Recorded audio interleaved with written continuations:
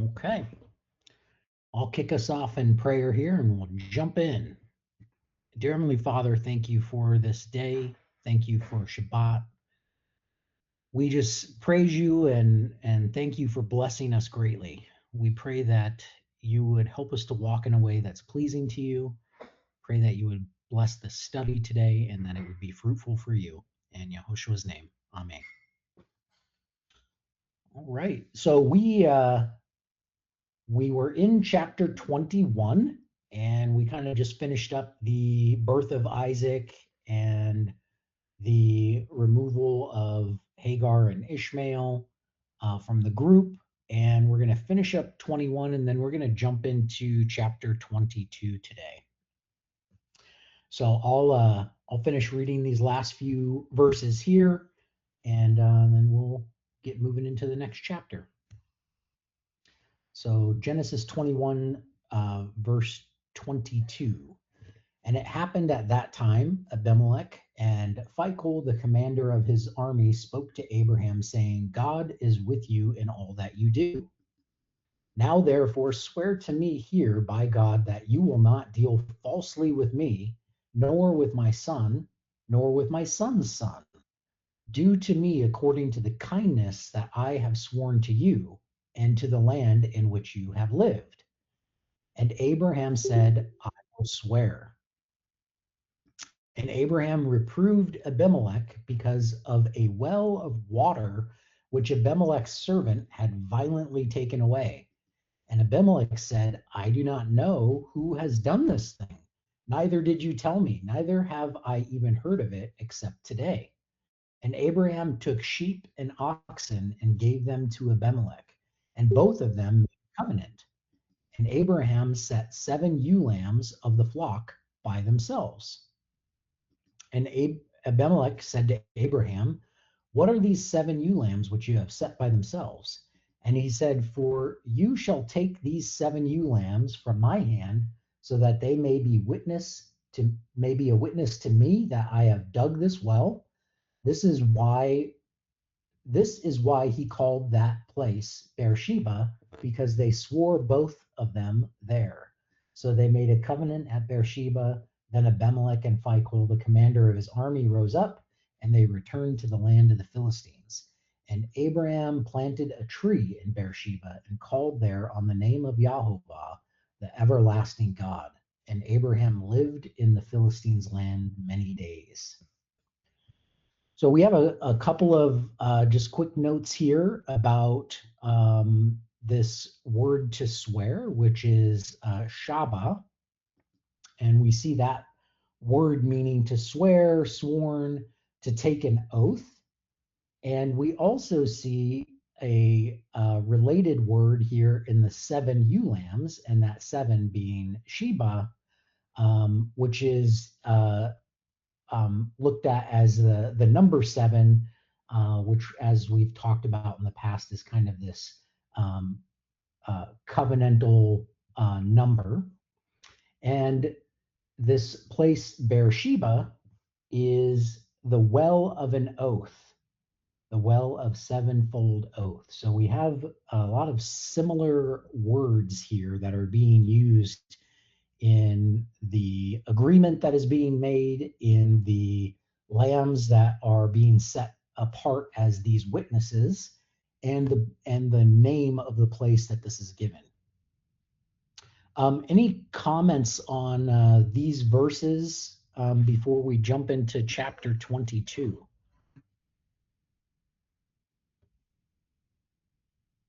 Okay. I'm going to toggle over. And there's a lot to discuss in chapter 22. There's about 24 verses. So I'm going to cruise through the reading and then we'll kind of back up and jump into some observations and a couple other themes that we're going to see here in this chapter.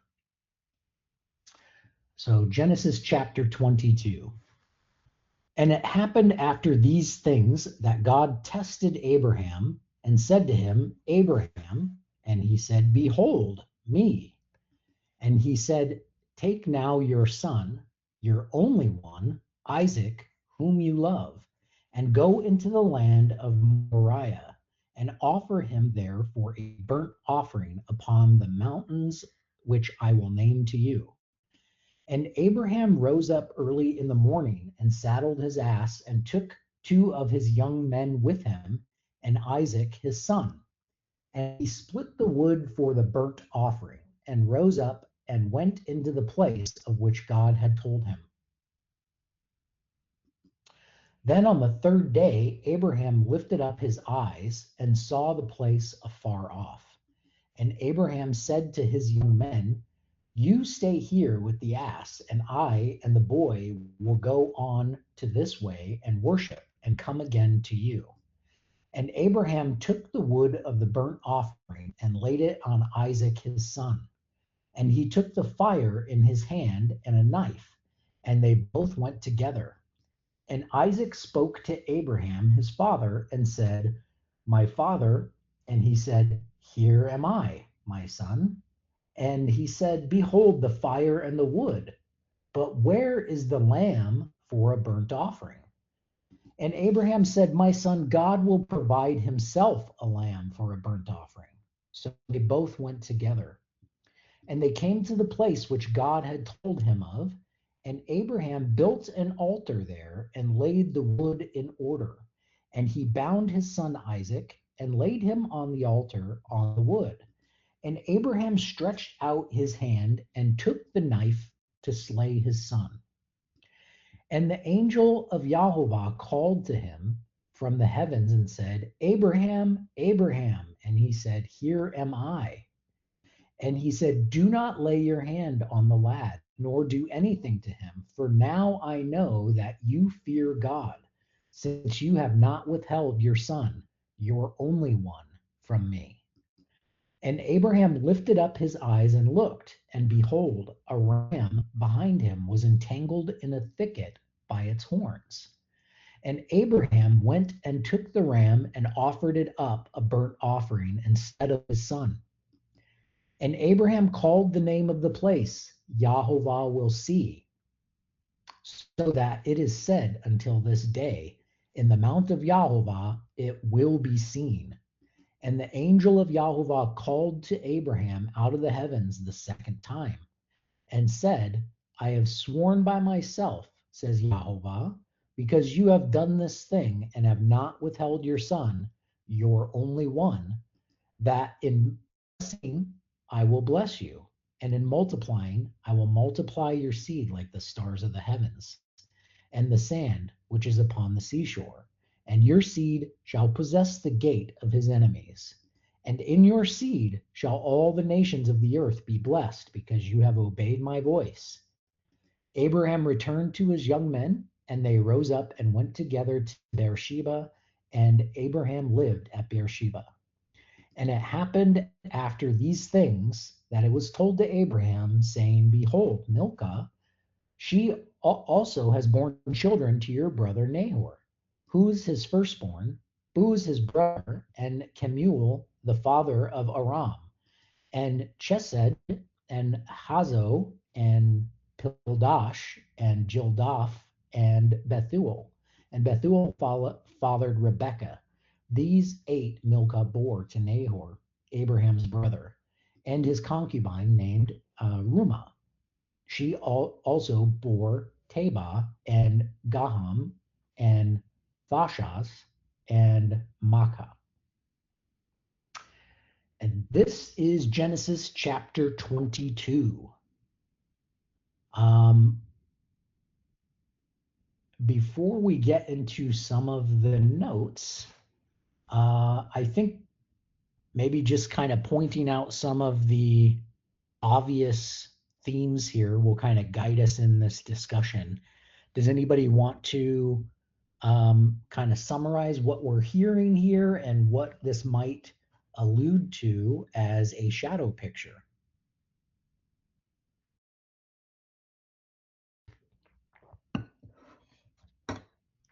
Okay. Well, it's a shadow picture of Yeshua being sacrificed for us, right? I mean, that's one Yeah. part. Um, and Isaac, and then not only that, but also uh, the promise made to Abraham.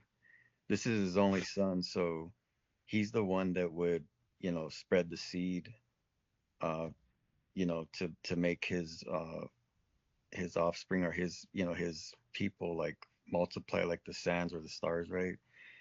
And so he had faith in him, kind of like, he had faith in God that no matter what, that the outcome would be. He had faith in him. So what I get out of it is that he was led through the shadow, like a shadow picture of Yeshua being sacrificed for our sins, and then the trust he had in God to move forward with this. And then there's other things in here, like, Isaac being put on wood, like Yeshua was on the cross and the altar. And anyways, that's what I got so far. Yeah, very good. Thank you for kind of running through that. I think that is what we're seeing here, and we'll be able to pick that apart in some of these verses. I like the point you also made about the faith of Abraham, because he knew his only son was the one that was promised to multiply. So no matter what happened in this scenario, he knew that God promised this through Isaac. So Yeah, if he had to return him from the dead, he would have done so. yeah, and I thought it was also interesting, where he told the two servants that we'll be right back, kind of thing. Like, even though he knew that he was going up there to sacrifice Isaac, he had that much trust to tell his servants, "Hey, we will be right back." So I thought that was interesting. Yeah, very cool. So as we kind of walk through some of the notes here, one thing I wanted to point out in verse 2, it says, and he said, take now your son, your only one, Isaac, whom you love. This word love is ahab, and this is the first time that this word is used. We're 22 chapters into the Torah, and this is the first time we see this word. So this is very interesting, because the first time it's used is a father to a son. And Tracy had pointed out, and Trace, I don't know if you wanted to touch on this, but in Matthew 3:17, I believe you said this was the first um, time where it talks about beloved, or that word beloved in the New Testament. And this is God speaking, and a voice from heaven saying, "This is my beloved son, who I am well pleased." Right. Yeah. So if you go back to Genesis 22:2 Yeah. and look at the Brenton translation. Now, this is the Septuagint, English translation of the Septuagint. And that's how we can cross-reference these words, some of these words, to the New Testament, because it's written in Greek. Let me scroll down so I can see it. So you can see in the Septuagint, it says, take your son, the beloved one, whom you have loved, Isaac. So there's actually two words for love in the Septuagint. The first one is agapetos, and that's the beloved one. And that the second one is agapeo, which means you love, like who you love. So if you go to Matthew 3:17 now, that beloved one, the son, that beloved one, that is the same word, the corresponding word in the New Testament. And this is now Yahovah speaking of Yehoshua, of the Messiah. And he says, well, I can't see it. There it is. A voice from heaven saying, this is my beloved son, in whom I'm well pleased. And now he's saying, this is my agapetos. So it's definitely Messianic language, first of all, because we know Abraham had another son. He had Ishmael before he had Isaac. So when he's saying your son, your beloved one, whom you love, or your son, your only son, whom you love, that's Messianic language, because that is how Yahweh speaks of Yehoshua Messiah. And then the other verse I wanted to pull up would be John 17:24. So it says, take your only son, the beloved one, whom you love. And in John 17:24, it says, this is Messiah praying to the Father, and he says, Father, I desire that those whom you have given me, they may be with me where I am, that they may behold my glory which you have given me, for you have loved me before the foundation of the world. And so that's another witness. That's the same word, agapeo, that says this love, the son whom you have loved. And this is the same word here. He says, you have loved me. So we can see those connections to Messiah and to the father, Abraham to Isaac. That is really cool. I like that. All right. Excuse me. And I think this might be a good time to just throw this in there, since we're talking about this, the only son that you love is Yahweh's basically saying, since you did not withhold your son, your only son whom you love, from me, I will judge you in the same way that you judged. And I will not withhold my son, my only son whom I have loved, from you. And he will come and die, lay down his life instead of yours, instead of your son. So he's that propitiation, that offering that is made in our place.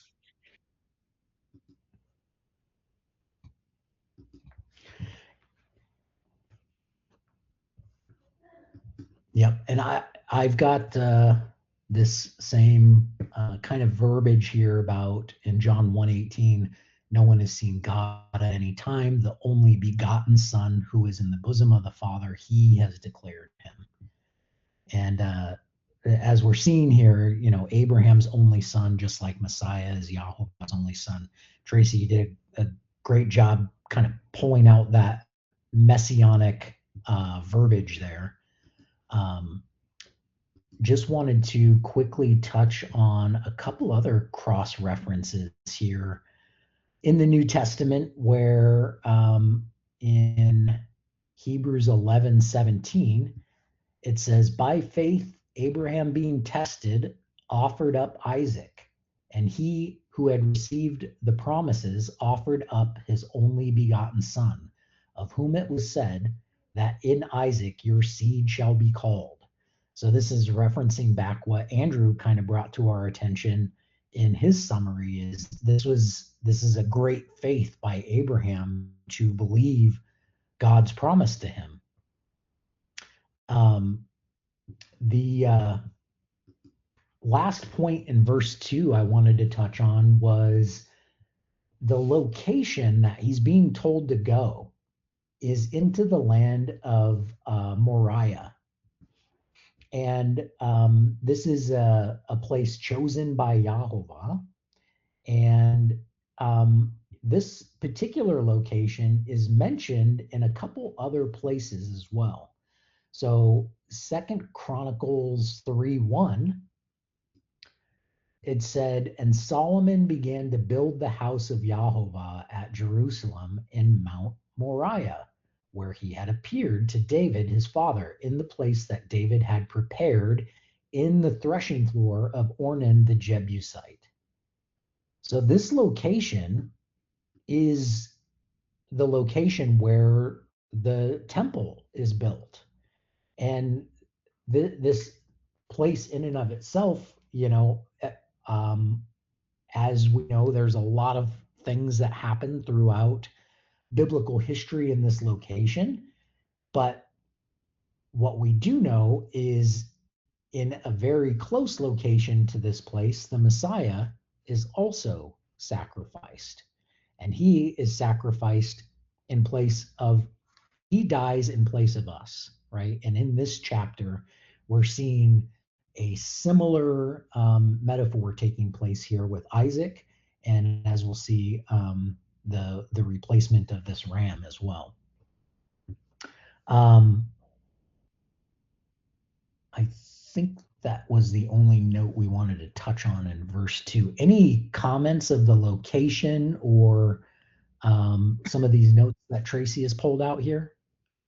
Could you just tell us what Moriah means?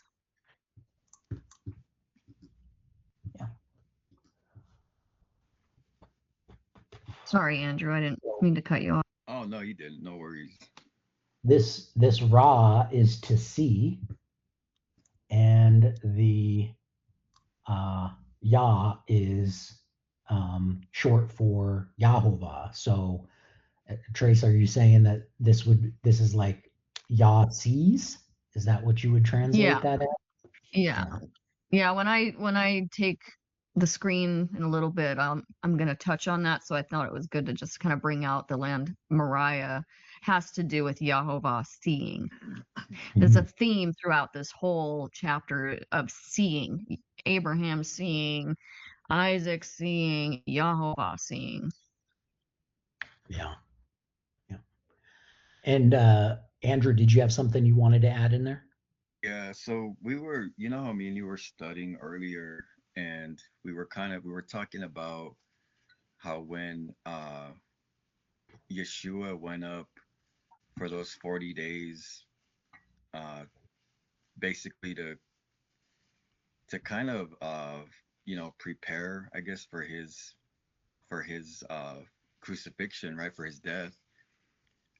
And then also where here we're showing Abraham going up to the mount, and then also Moses going up to Mount Sinai.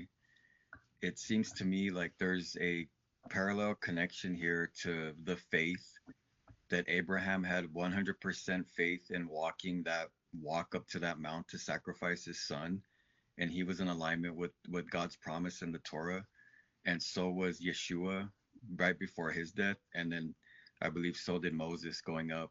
He had to be in full alignment to talk with God. So it's almost like they were all in perfect alignment with the Torah and trust in Jehovah. And it just seems like that is a parallel across these three mounds that are talked about. So just thought I'd mention that. Yeah, that's very cool.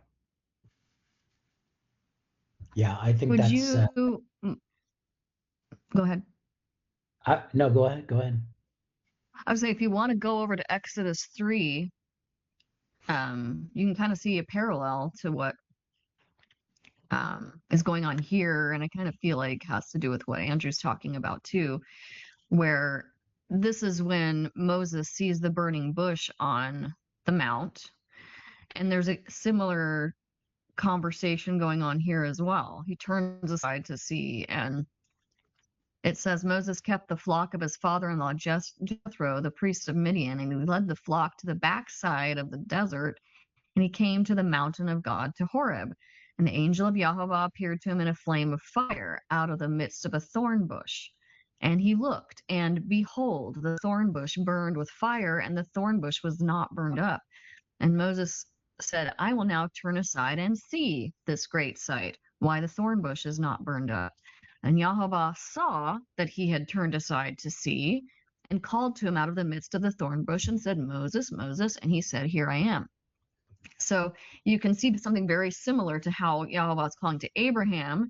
And then we have this word, here I am, in Hebrew is hineni. And we're going to kind of talk about that too, but it means here I am. So if you hear God call to you, hineni, here I am.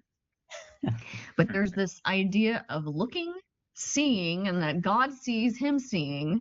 And then when we see in our Abraham story, like the place, the land is called Yah will see. So there's just this theme of seeing and great sights being brought out, and Yahovah calling to his servant, and the servant saying, Here I am. Very cool. Yeah, that is great. That is good. In verse 3, we see that two young men are accompanying Isaac. And while they are told to wait, I did think this was kind of interesting because, in the theme of the crucifixion, Yeshua is sacrificed with two people at his side as well. Um, so I thought that was another kind of parallel we might pull out here. And on the third day, I think this is pretty clear as well. There's a lot of things happening on the third day. But Abraham lifted up his eyes and saw the place afar off.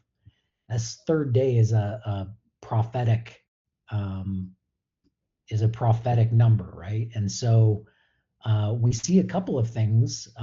Obviously, there's a clear connection to Matthew, where he tells his disciples that he's going to Jerusalem to suffer many things, and he will be killed and be raised again on the third day. There's a lot of things in the Torah and the prophets as well that talk about things that happen on the third day. And I did want to pull out, because this is specific to Abraham, in John 8:56, it says, "Your father Abraham rejoiced to see my day, and he saw and was glad." And when you think about Abraham rejoicing to see his day and was glad, and we see in this chapter that Abraham lifted up his eyes and he sees this place afar off, that not only does he see and believe the promise of what God has told in Isaac, but Yeshua is indicating that Abraham knew about the Messiah's day and he was glad. And so I think about this in this chapter, and it just is unbelievably amazing what Abraham must have understood and seen in all the things that were happening around him, and how this was going to play out um, throughout God's plan. Yeah, Trace. I'm going to talk about the chiastic structure of this chapter in just a minute, but so you're pulling out that verse in 22:4. Mm-hmm. On the third day, Abraham lifted up his eyes and saw the place afar off. And this is very messianic. Like he's spiritually speaking, he's seeing something afar off. Its corresponding verse is verse 13. So look at verse 13, and then it says, Abraham lifted up his eyes and looked, and behold, what did he see? This time he sees the ram behind him entangled in the thicket by its horns, and Abraham went and took the ram and offered it up a burnt offering instead of his son. So I think both of those verses are indicating what he saw and how he saw that promise afar off, and that he saw the Messiah's day and rejoiced. Like, and we can clearly, I think, trace those words of the Messiah back to this moment. Yeah, that's awesome. And while we're here on verse 13, why would he compare this ram to the Messiah? Well, what do we see here? We see this ram who's entangled with the thicket, and it's caught its horns, similar to the Messiah who wore a crown of thorns, right? And then we also see this word ram, ayil, and it's got a couple of different meanings. Ram is obviously the animal ram, right? But it also is a skin dyed red for the tabernacle, a pillar, a doorpost, strong man, leader, mighty tree. These are all metaphors for the Messiah himself. And so what he's seen is exactly what the Messiah said he saw in John 8. And that is pretty amazing. So thanks, Tracy, for pulling us down to that verse just a little ahead of time. I think that's pretty awesome. Yeah. Also, I don't have all the references for it, but being caught by the horns. Horns are a representation of like power and glory in the scriptures as well. So there's that aspect of those. He wore that crown of thorns on his head to protect us, to die in our place. And then it's this idea of a thicket, like it sounds like something thorny and dry, which brings me back again to to Moses. Like later when Moses is on the mount, he sees fire from this bush that's like a burning thicket bush. It seems like it's some kind of really dry bush that should have burnt, but it didn't. And so there seems to be some kind of connection here where it's like the Messiah's death, the Messiah's crucifixion being foreshadowed here with Abraham, but then with Moses there's fire, which is a representation of the Holy Spirit. So it's like something, maybe there's two pictures here of the sacrifice and then the Spirit that comes later. I don't know, I just thought that was interesting. Yeah, very much. Andrew. Yeah. Also, I was looking at this earlier this morning, where it talks about on the third day he looked up and, like you said, he saw this. Where is it at again? Saw the place Yeah. afar off. So third day we also know was, that he created he separated the waters from the earth, and the grass and the fruits yielding, after its own kind. So it's almost like did he also see here, what kind of what you guys talked about Yeshua and the foreshadowing of what he would do, like also restored, the new Jerusalem, like restored? Do you think he might have saw that as well? Because that kind of all leads all into that. And I'm just wondering, since it is the third day, and that's what happened in the third day of creation, could it be that he also saw a restored Jerusalem as well? It certainly could be. I mean, I think that's an interesting idea about the third day being the day where seeding seed, and there's fruit being developed, and we know, the Messiah. In the New Testament, the Messiah talks about unless a seed dies, that it can't bear any fruit, and he's talking about himself that he would die and bear much fruit. So ultimately, that restoration of Jerusalem and the restoration of the whole earth kind of ties back to that. So yeah, certainly it could be another connection there. Trace, did I see you pop in there for a sec? I'm trying to decide, like, I guess I like being on topic, so like while we're talking about it, because I am, like I said, I've got stuff that I'm going to show in a minute. But the Okay. connection to the third day is the seed being called forth on the third day of creation. So verse 4, the matching parallel verse, if you go down to verses 17 and 18, it talks about, I'm going to bless you and multiply your seed like the stars of the heaven.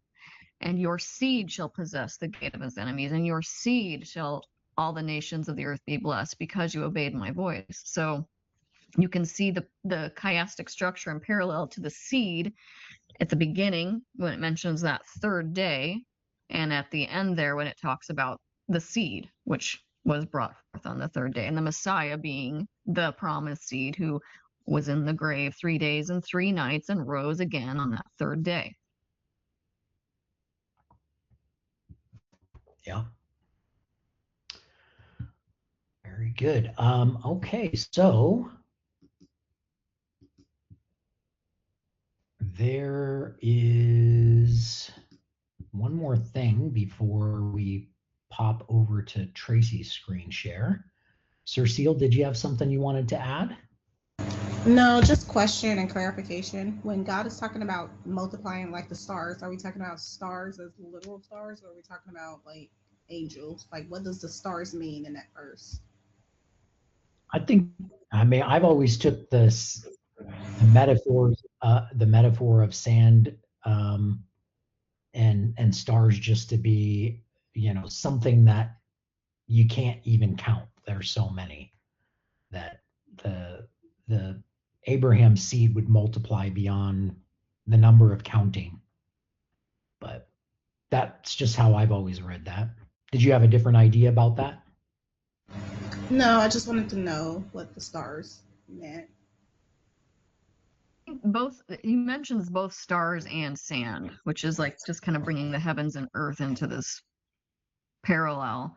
But like, I think for those of you who aren't familiar, like Book of Revelation compares stars to angels or messengers, and sand is compared to Abraham's seed as well. So it's kind of like, it could be like angels and men type of comparison. But yeah, I tend to look at this more like just multitude, like, so as much as you look up, because he had Abraham go out and look up at the stars and say, look at, I'm going to multiply your seed. If you could count those stars, that's how much seed you're going to have. So he kind of brings both of those back into the memory of stars and sand, of the seed being multiplied through Isaac or through Yehoshua. Yeah. Trace, now that we're kind of getting into the chiastic structure, did you want to share your screen? And then I'm just peppering some notes as we go. Sure. Sure thing. Okay, so let me. So I made this for a video that I'm working on, but I thought, oh, well, this is appropriate, so I can kind of explain chiastic structure. I know most of you are familiar with it, but chiastic structure, the menorah is like a great example of what this literary device called chiastic structure is. Because we can see a menorah, if we look at the instruction for the menorah, it talks about this lampstand, which is that center branch, that being the lampstand itself, and then these other branches that come out from it. Like, they are not a lampstand, they're part of the lampstand. And they all bear witness and point back to the center, that lampstand in the center. And so chiastic structure being this literary device, if you read the scriptures, a lot of times you might notice you're reading and you're like, I just read that. I swear I just read that same thing.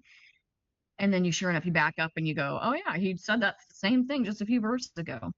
That's usually a good idea, that you just read a chiasm, and maybe try to look a little closer, and you can see like the two A's on the end. Those are going to be the same ideas, the same, a lot of the same words being used. And then you move into the B's, and you'll see those words being used. Move into the C, and you'll see those words being used. And then the central idea will lie in the middle, of standing apart from the others. And that's where God or the writer wants to draw your attention, the focus, the most important thing or idea in that scripture. And ultimately, that is the Messiah. The Messiah is always going to be right there in the midst of us, and everything's pointing back to him. So I wanted to bring that out, because I'm going to show you now. This chapter is the chiasm, and it's really cool when you see this in the scriptures. So I'm going to go. Okay. So I have this color coded the same way. So you can see the blue. That's the outside of the chiastic structure, and that's going to be the same ideas. And what we're going to do is read the colors back to back, so you can see the repetitive ideas. And then you go into green, and then there's some pink in there, and then the central idea is that yellow. So we'll read the blue on the outside first and make the comparisons. Some of them we've already made. It says, and it happened after these things that God tested Abraham and said to him, Abraham, and he said, behold me. Now in the Septuagint, he says Abraham, Abraham, which I think is important, because if we pop down to verse 11, we see he says Abraham, Abraham. So it doesn't show that here in this translation or in the Hebrew, but in the Septuagint, he does say Abraham, Abraham. And then Abraham responds with, Hanani, here I am. And then verse 2, and he said, take now your son, your only son, Isaac, whom you love, Go into the land of Moriah, which means Yahovah sees, and offer him there for a burnt offering upon one of the mountains, which I will name to you. And Abraham rose up early in the morning, saddled his ass, took 2 of his young men with him and Isaac his son, and he split the wood for the burnt offering and rose up and went to the place of which God had told him. I also want to point out when he says he split the wood, I think that should call to our attention the cross, which is 2 pieces, generally speaking, we understand it to be, of wood. So there's also that reference to the cross there. He rose up and went to the place of which God had told him. Then on the 3rd day, Abraham lifted up his eyes and saw the place afar off. And Abraham said to his young man, "You stay here with the ass, and I and the boy will go onto this way and worship and come again to you." So then we're going to pop down to the other blue section, and we'll see how it matches. So now it says after everything's taken place, what happens? The angel of Yahweh called to him from heaven and said, "Abraham, Abraham." And he said, "Hineni." Same thing. And instead of saying, "Now take the lad and offer him," now he's saying, "Do not lay your hand on the lad, nor do anything to him. For now I know that you fear God, since you have not withheld your son, your only son, from me." So that's before it was take your son, your only son, and offer him to me. Now he's saying, don't do it. And then Abraham lifted up his eyes again and looked, and now this time he's seeing the ram behind him, entangled in a thicket by its thorns. And Abraham went and took the ram and offered it up for a burnt offering instead of his son.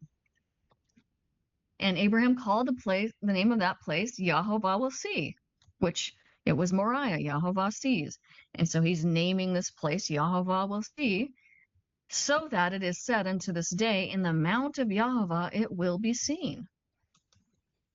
And the angel of Yahovah called to Abram out of the heavens a second time and said, "I have sworn by myself, says Yahovah, because you have done this thing and have not withheld your son, your only one, that in blessing I will bless you, and in multiplying I will multiply your seed like the stars of the heavens and the sand which is upon the seashore. And your seed shall possess the gate of his enemies. And in your seed shall all the nations of the earth be blessed, because you have obeyed my voice." And again, this corresponds to that 3rd day that we saw up there where Abraham lifted up his eyes and saw. And then in verse 19, it says, Abraham did, in fact, return to his young man. As Andrew pointed out, he thought that was really cool that he's like, I'm coming back to the young man. And here he does. Abraham returned to his young men, and they rose up and went together to Beersheba, and Abraham lived at Beersheba. So that's the outside of this chiasm. Then we're going to move into the green. It says, and Abraham took the wood of the burnt offering and laid it on Isaac his son. So now he's got the split wood, the cross. He's laying it on Isaac his son. And he took the fire in his hand and a knife. I don't think Mike went to this verse, so I'm going to just pop over to John 19:17 really quick, because this is where we can correspond this to the Messiah. It says, and bearing his cross, he went out to a place called the place of the skull, which is called in the Hebrew Golgotha. So this is him bearing the wood and going to his death, paralleling what we see in Genesis 22. So Abraham's laying that wood on Isaac, his son, and he took the fire in his hand and a knife. So let's pop down to verse 9, which is our corresponding green section. And they came to the place which God had told him of, and Abraham built an altar there and laid the wood in order. So now he's laying the wood where it's going to be, and he bound his son Isaac and laid him on the altar on the wood. In the Septuagint, in this verse, it says he bound his feet, which I thought was interesting, because there is a lot of language in the scriptures about feet being bound. When this Passover lamb is sacrificed, they bind the feet, from what I understand. And when Lazarus came out of the grave, when Messiah rose him from the dead, he said, loose his feet, his hands and feet, because they were bound. When he says to the wicked servants, bind them hand and feet and throw them into outer darkness. So there's this idea of death being associated with feet being bound, and that is in the Septuagint. So anyway, he bound his son Isaac, laid him on the altar on the wood. So now he's putting his son on the cross on the wood. And verse 10, Abraham stretched out his hand and took the knife to slay his son. So now we have this, all the pieces, the knife and all that are being used, like we saw in verse 6. I also want to pull out the word slay. It's the Hebrew word shakat, and it's used in regards to the Passover lamb. Exodus 12:21 says, Then Moses called for all the elders of Israel and said to them, Draw out and take a lamb for yourselves according to your families, and shakat, kill the Passover. It's the same word is used several times regarding the Passover. So there's definitely foreshadowing of that Passover lamb being sacrificed, or shakat, for us. Can we, since we're on this verse in Genesis 22, can we talk about this one? Or are you going to come back to it? Which verse are you talking about? The green that you have highlighted here, what he's doing to Isaac. Yeah, go ahead and say whatever you have to say. I know we oftentimes read about Abraham's faith in sacrificing his son. Just as a reminder, Abraham's over 100 years old at this point. We don't really have Isaac's age, but he's clearly old enough to go on this journey and carry wood up a mountain. And he's listening to his father, and he's yielding his own will to his father's will. And I think this is also another messianic picture of what Yeshua did, even, praying out to God, let this cup pass from me, but nevertheless, let your will be done. And I think this is also a picture of Isaac's faith and trust in his own father.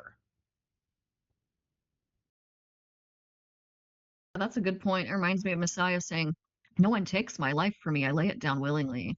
And I think that aspect has to be in this story for that connection to be made. So that's really a good point. So he's willing and he's trusting his father. So he's going to he takes out his knife to slay his son. And then we move in one more to this pink area. It says, and they both went together in verse 26. And then in verse 28, so they both went together.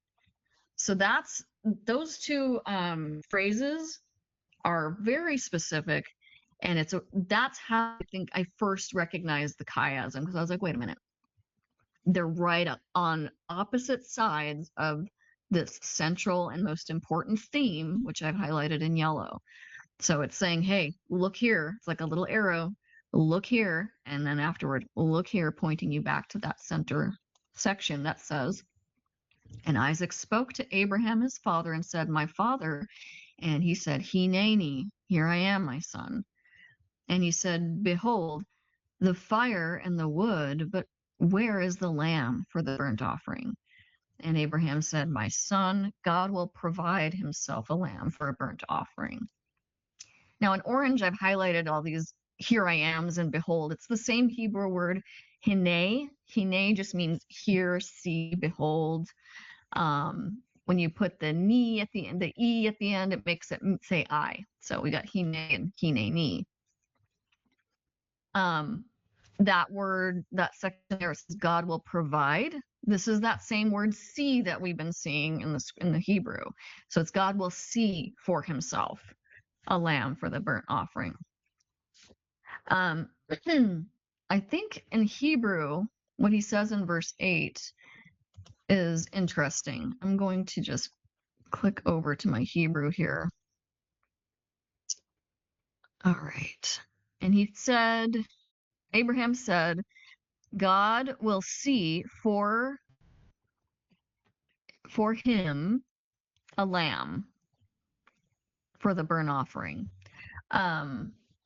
It's this, I can't remember what the connection was that I saw in that earlier, but it was just It's almost like he's saying he himself is the lamb in the Hebrew.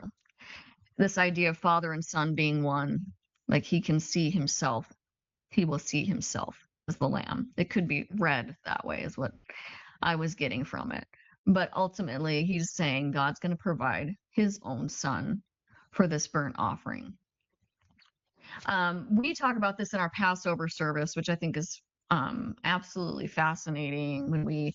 When we do our Passover in our home, we talk about this verse, and we don't serve lamb at Passover because it is an offering. It is a sacrifice.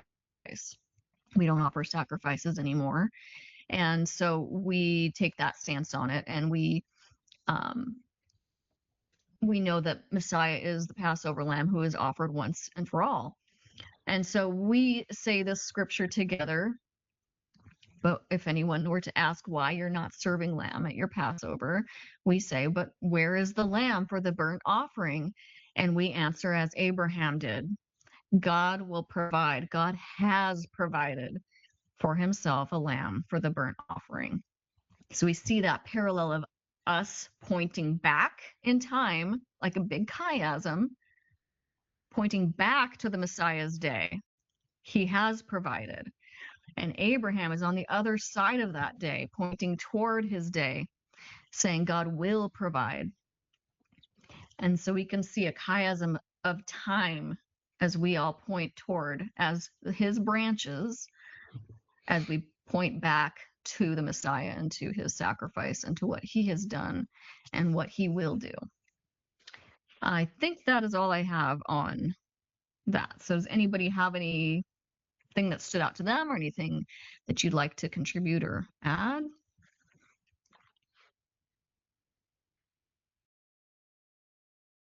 Yeah, I had. Keith? Yeah, go ahead, Keith. Let Keith go first. No, I would Keith just and Andrew. I was just going to say I really enjoyed seeing how you found all this, and I agree with you totally. The center there on Genesis 22:7 and 8, and how crucial that is, even even to our faith looking back, but even the Jews, still point at this as such a big deal for their waiting on the Messiah. And here we are showing, that he had already proven himself and God had provided. And just seeing all the fine tuning you did on this to really narrow it down and match up the chiasm, I really appreciate your time doing that, because that really makes the word pop out and show just how divine this written in the Hebrew, and here we translate it, and the ideas are just so divinely presented in this chiasm. So thank you. Yeah, absolutely. I am very grateful when I am able to see these, because even just explaining it's hard, but when you add in the color coding, it really helps you to see it. It just comes out, like pops off the page. You're like, oh my gosh, I can see the pattern now.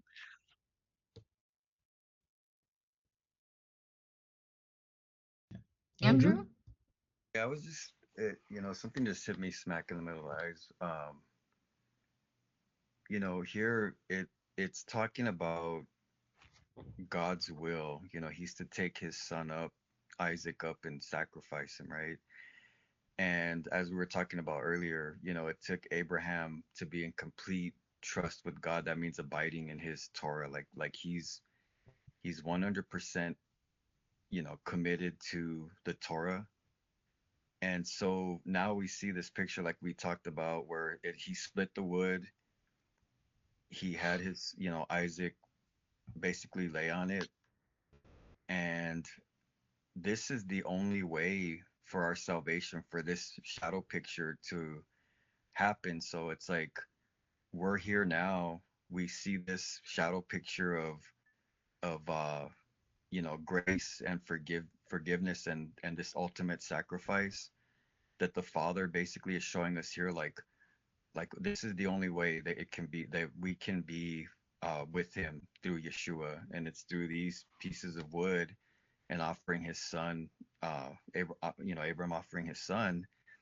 But for us in this promise, now that Yeshua has come and laid on those two, that split wood and was sacrificed, it comes back around where we have to have complete faith like Abraham did here in order to have that grace and to basically live live the Torah and obey it, his law. And it just hit me really hard because this sacrifice as he's showing here, the Father's preparing it, and it's the only way to him. And I know we know that, but it's just something here just really resonates real heavy inside, and it's just amazing how this is written out, and it's amazing.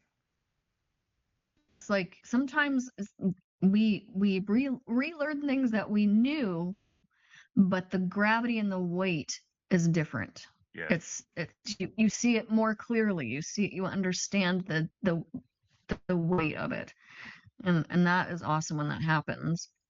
So I let's think look. I'm sorry. Go ahead. I was going to say one other thing I wanted to point out in this chiastic structure of in the pink there, where it says, so they both went together. I think we also need to think about the Father and the Son in this, the spiritual picture, that they both went together to make this offering and sacrifice on our behalf. It wasn't just the Messiah on his own, that they both went together. And we've brought out scriptures like Zechariah, I think it's Zechariah 12, where he says, you will look on me, who you pierced. I'll pour out on the house of David and on the people of Jerusalem the spirit of grace and of prayers, and they shall look on me, whom they have pierced. And they shall mourn for him as one mourns for his only son, and shall be bitter over him as the bitterness over the firstborn.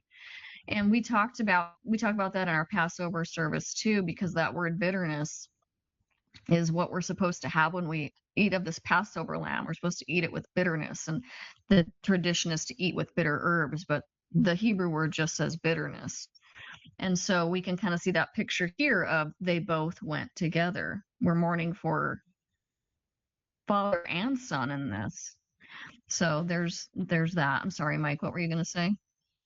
Yeah, pop back over to chapter 22 and just kind of tagging on to what both you and Andrew are saying about the gravity of what's being said here and that they both went together, right? This is a symbolic picture of God and his son Yeshua going together to do this thing. Scroll down to verse 16 and 17, if you would. So he says, I have sworn by myself, says Yahovah, because you have done this thing and have not withheld your son, your only one, that in blessing I will bless you, and in multiplying I will multiply your seed like the stars of heaven and the sands of the sea.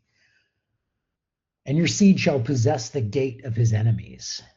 This is bigger than just a physical descendant from Abraham and from Isaac, right? The grafting into Abraham's promise and becoming the seed of Abraham, all of this is because Abraham did not withhold his son Isaac. When you think about the gravity of the situation and what's happening in this chapter, because Abraham was doing what God asked him to do, and him and his son had faith in this plan, we are all allowed to partake in this promise made to Abraham. And the book of Hebrews says, for when God made a promise to Abraham, because he could swear by no greater, he swore by himself, which is what we see in verse 16. I have sworn by myself, which he's sevened himself, Shabbat, right? So he's making this covenant by himself that he will execute or he'll complete with his son and his sacrifice when Yeshua comes and does this. This is like the catalyst for all the things that we see coming ahead. And I just think that it just brings a lot more weight to what we're reading here. Yeah, I think you really hit on something here. We can look at this also very personally, and we should, because he's setting the precedent, because Messiah also told us we have to pick up our cross and follow him now. And we cannot lose sight of the fact that he asks for our own surrender, just as Abraham surrendered the most precious thing he had to God. He asks us to surrender all things as well. So you have to examine yourself and go, is there anything in my life that I highly prize above God? And would I surrender that to him? And we have to really examine ourselves in that way, because anyone who does not love God over all things and love other things more than God, Messiah says you cannot be my disciple. And that's what we're supposed to be as we pick up our cross and follow him and abide in him as a branch. Is he calls us his disciples. So taking that, I think, away from this is really important. How does this apply to me in my life? What he asks for my complete surrender in all things. So how can we do that better in our own lives? Like would I say, yeah, Lord, take Ella, and I'm not saying like, offering her like this, but I can say Ella is my treasure. And I've had moments where I've had to go, she does not belong to me. She belongs to God. And I have to have that faith that God will take care of her way better than I will. But it's this matter of like control where you feel like I can't let go. I can't let go. I have to make sure she's okay. Can you let go in moments when you need to and say, God will take care of her. He will watch over her. That's how I look at it. That's my how I can relate myself to this anyway. Pretty amazing. All right. Those are all the notes I had for this chapter. Does anyone have anything else before we pray? Sir Seal. CC does. Oh, thank you for saying that, Tracy, because that's often a struggle of mine as a mother.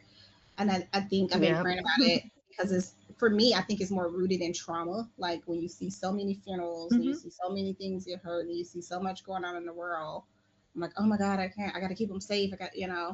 And they're going to get older. God looked after me. I'm okay, right? I'm pretty sure my mom had the same fears. But I just wanted to thank you for saying that because it's so hard. It is so hard. Yeah. And that's also not to negate our responsibility to fiercely protect our kids. Like it is your responsibility to guard them like a shepherd guards their sheep. But you will find instances where you need to let go, because wanting to be in control is not good either. You want to let God be in control, but you want to also be a good steward of the things he's given you. And I know that you understand what I'm saying, but yeah, it's hard sometimes.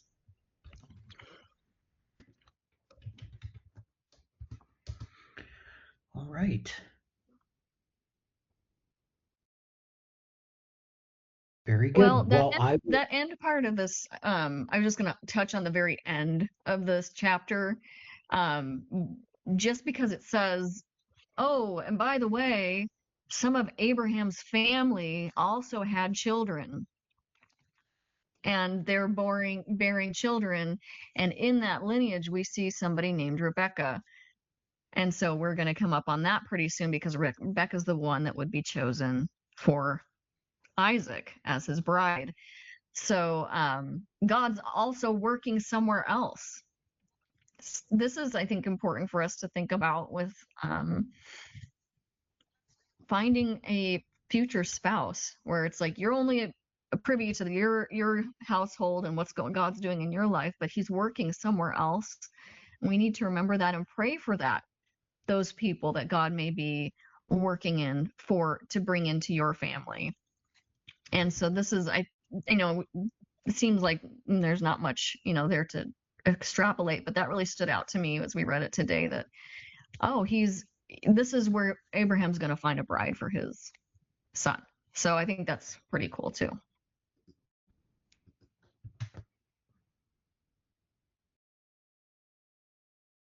Anyone else? Okay. Well, I'll pray and we'll close out here. Dear Heavenly Father, thank you for this Shabbat. Thank you for this reading and this study. Thank you for opening our eyes to your truth. And thank you for allowing us to be part of this promise. Pray that you would watch over and protect us, help us to have a great week, and help us to walk in a way pleasing to you. In Yehoshua's name, amen. Shabbat shalom. Shabbat shalom. Shabbat shalom. Thank you guys.